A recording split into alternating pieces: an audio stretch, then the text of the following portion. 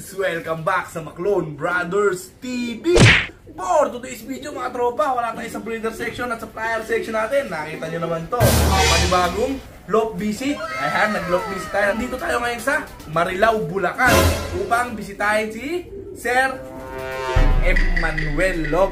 Ayan, so kung natatandaan nyo mga tropa, nag-featured na rin natin siya sa dati nating dati nating vlog. Matagal na panahon na, parang 2 years ago yata, 3 years ago, yung gano'n. Yung, bago siya nagkakalapati, na interview na natin siya. So sir, pakilala ka ulit sa ating mga tropang kalapatids. Hello po, bali ako po si Emmanuel Balidoy po ng Emmanuel Loft, Marilao, Bulacan. Yan. Ayun, so napansin nyo, yung dating loft mga tropa is nasa likod tapos mababa. So ngayon nasa 3rd floor tayo halos, rooftop to mga kalapatids. Ayun, so nagbago siya ng loft design niya mamaya. So papasilip natin yung buong loft, yung detalye. So ngayon, is focus muna tayo. Sir, kamusta yung ilang taong ka lang naglilipad? Mula nung nakaraan? 4 years.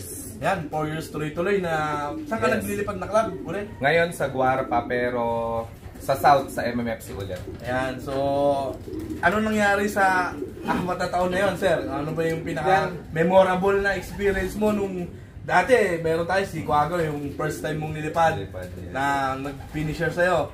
So ngayon, nakikita natin sa Facebook ngayon, maganda yung nililipad ni Sir Emmanuel ngayon.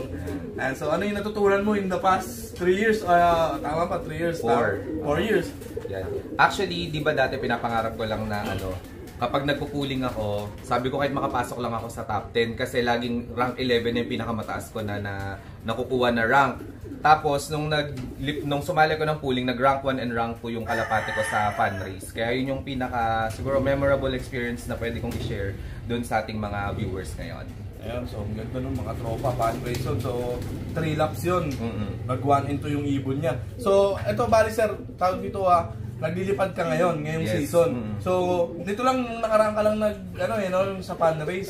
So, fresh na fresh mga tropa. Ano bang sikreto mo? Sana ko na-achieve mo kaagad yung sa maikling panahon na yon, nakapagpa 1 and 2 ka ng fan race. Hindi yun biro mga tropa dahil pag nag-champion kayo sa sprint or fan race, kailangan yung ibon nyo consistent.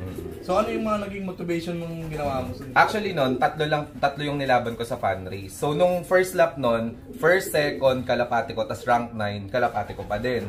So ako, masishare ko talaga sa mga viewers natin, nasa ano siya, hindi lang siya basta sa sistema, nasa line talaga siya ng ibon. Kasi yung sistema kasi, para sa akin yung sistema kasi, kaya ng lahat yan. Sobra, halimbawa, ikaw, nakita mo yung sistema ko, pwede mong i-apply, ma-adapt mo siya. Pero yung lahi ng ibon ko, wala naman sa'yo. So para sa akin, kung may sasandalan ako dun sa dalawa na yon, line talaga ng ibon. At yun yung masishare ko sa inyo kasi ako yung nag-breed, ako yung naglipad, ako yung nagkondisyon ng ibon. Yun yung pinaka masasabi ko, most especially dun sa mga mag-start magkalapate. Kumuha kayo ng best line na makukuha nyo. So, ang ano pala sir, kung tatanungin kita, bloodlines o sistema? Nandito ka pala sa bloodline. Bloodlines. So, talaga mga tropa, sa karamihan naman ng na-interview natin, lahat sila bumabase sa baseline or sa bloodlines. Dahil nga yung sistema, tama naman si sir, nandiyan na YouTube, lahat sa internet na ituturo na yung sistema. So, nasa lahi na lang talaga yan mga tropa. Yeah. So, ito sir, andito yung mga panlipad mo ngayon, tama ba? Pang south yan. Yung north natin, nasa track ngayon so bukas, second lap. Kasi ngayon Saturday mga tropa, ayaw niya ng Sunday, sana makikiabang tayo. Malas daw tayo mga may balat tayo sa puwet. So ito pang south muna. Yes, anong club to sir na lalaruan mo? MMFC yan lahat. Lahat to MMFC. Parang mga nasa 40 na ibon yan. Ayan no. Tapos may hinabol pa ako dyang mas bata pa. Ngayon lang halos lumilipad kasi may nakal tayo dahil kasi sa akin pag nagkasakit, kinakal ko na talaga. Halimbawa, pinainom mo ng gamot, hindi gumaling o kaya hindi nag-react yung katawan, bigyan mo pa ng chance. Pag hindi talaga nag-react o hindi gumaling talaga dun sa gamot, nakakal ko na talaga.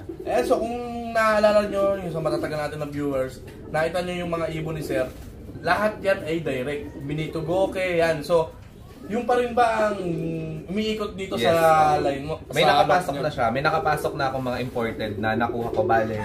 Parang 7 or 6 sa Belgium, 2 sa Netherlands, tas isa sa Thailand. Yun. So papasilip namin sa inyo mamaya yung mga ibon na direct niya mismo sa ibang bansa, mga tropang kalapatid. So ito ilang piraso tong MMFs ito, tama? Ito parang nasa 22 eh.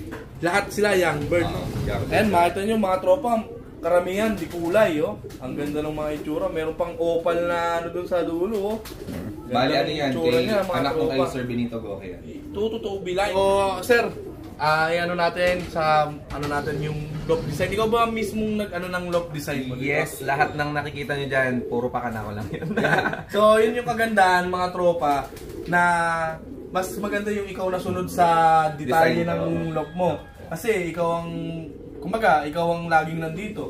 Tapos, alam mo yung sistema. So, ano mo sir, mapapayo mo sa mga tropa natin na gustong magpatayo ng loft sa taas? Kasi taas to eh. Oo, taas. Mahirap kontrolin yung hangin. Yun yung laging nagiging issue pag rooftop yung ating loft, mga tropa. So, ano yung, may nakita ka bang advantage at disadvantage? Kasi nag-loft ka sa ibaba. Ngayon, napunta ka sa taas. Ano yung advantage nung nasa taas?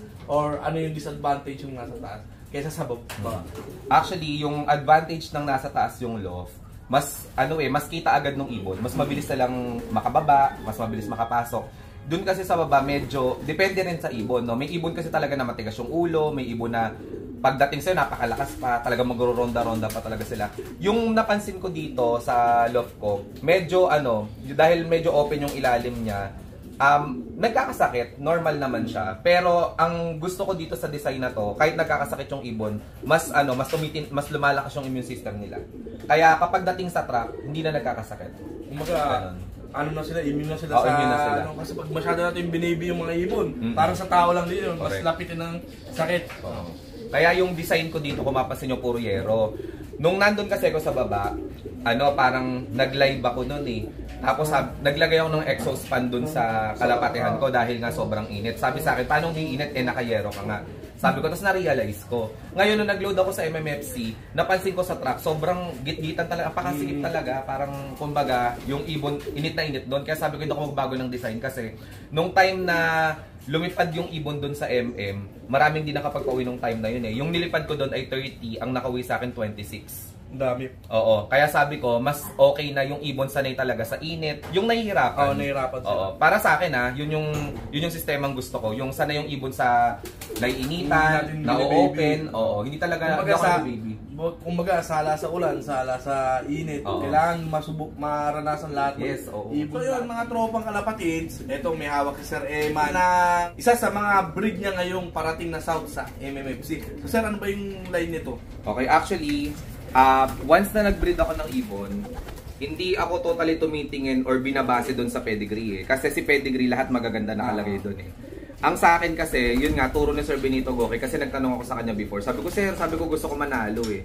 Sabi ko, ano pagpapares-parising mong kalapate? Sabi niya, kung ano yung nararamdaman mong mananalo, yun yung pagparisin mo. Kaya ganun yung ginagawa ko. Ngayon, bago ako mag-breed, talagang tinititigan ko mabuti lahat ng breeders ko. Tinitingnan ko silang mabuti. Kung ano yung nafe-feel ko na bagay mo na pagparisan, yung pinagpaparis ko.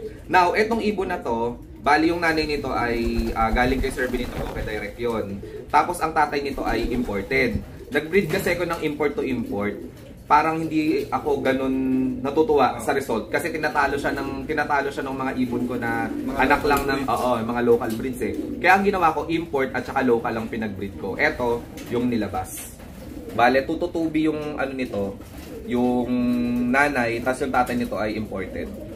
So checkered to checkered kasi mahilig ako talaga sa color coordinated na breeding ng kalapate. So kung ano yung kulay ng babae, mostly ganun yung kulay ng lalaki.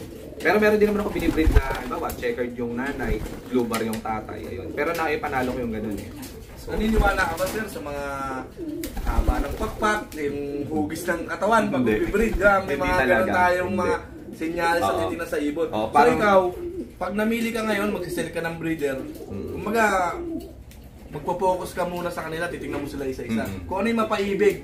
Oo, yun talaga yung pinagbabangga ko. Saka mo na lang titingnan kung ano yung pedigree na ano. Pero habang namimili ka, kung ano talaga ang nasa puso ko, sa mata mo. ko, yan. So, ganun pala mga tropa. Secret. Hindi yung parang nag-e-exam pa tayo ng kung ano, nag-take downloads na tayo, di ba? So, pwede natin kunin yung sistema ni Sir Eman na gano'n na kung ano yung gusto nyong i-breed nasa puso nyo, pwede pala yun mga tropa. So yan, masusubukan niya ngayon yung mga ganong breed niya.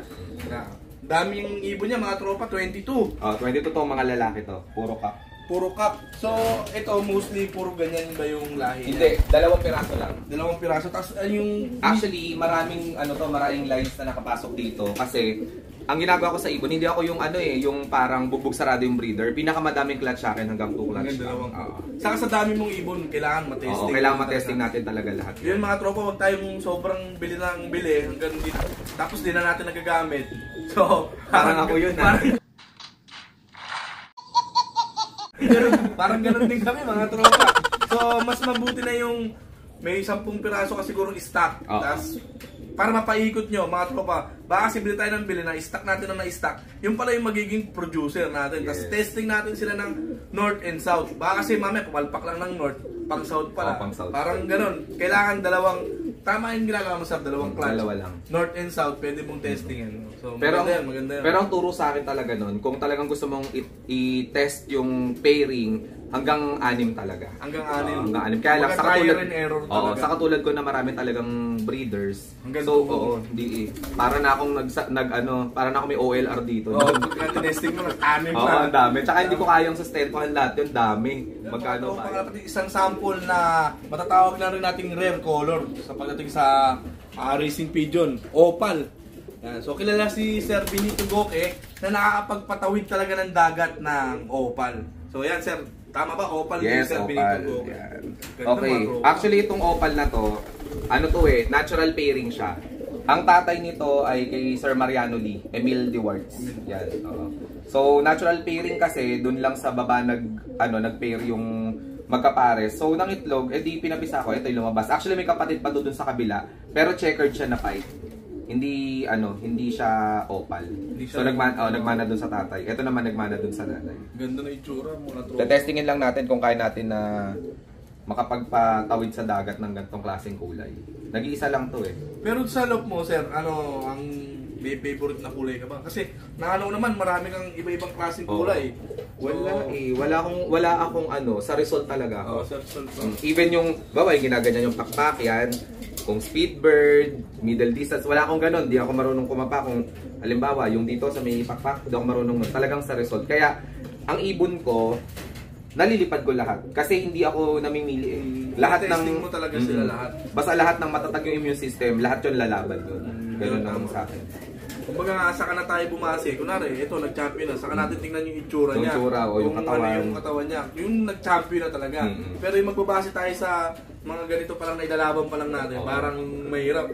Kasi kung binase natin sa lahat sa pakpak, kung lahat hindi sumakto doon, hindi mo nililipad. Yung pala, yun ang mananalo. So tama pala mga tropa, kailangan tingnan muna natin kung alin yung mananalo, saka natin basihin, kilataisin yung magiging Pero hanggat maganda yung binibreed natin, kumukuha tayo ng linyadang magaganda, subukan natin na subukan. Ngayon, kung talagang wala, hindi maganda yung bloodlines, no? Kung hindi rin naiyang sa atin yung ibon. So, hiyangan din ng ibon.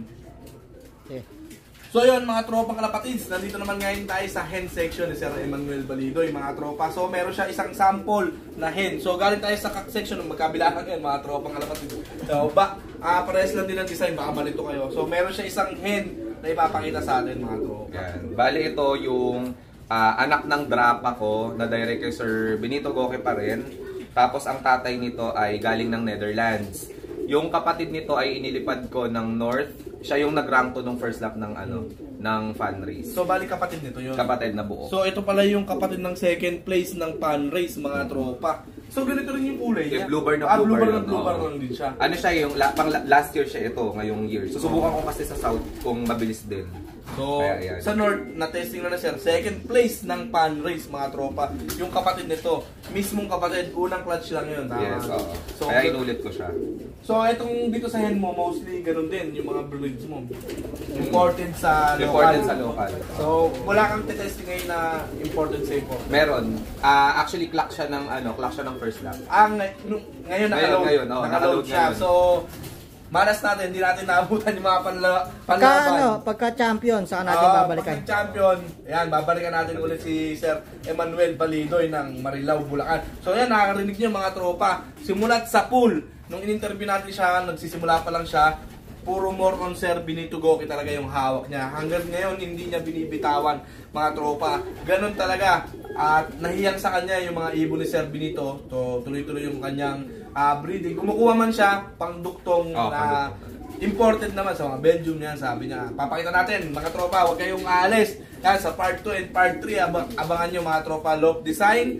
Tapos, papakita natin yung mga sample ng breeder niya ng mga imported. So ngayon mga tropa, bago natin tapusin tong part 1 pa lang tayo mga tropa, may mga susunod pa. So magpapakawala muna si Sir Eman ng kanyang mga pang South team. So tingnan muna natin yan mga tropa. Yung pakikabot. Kanyang nakatapos na ng ulan mga tropa. Nagiging ako martilyo.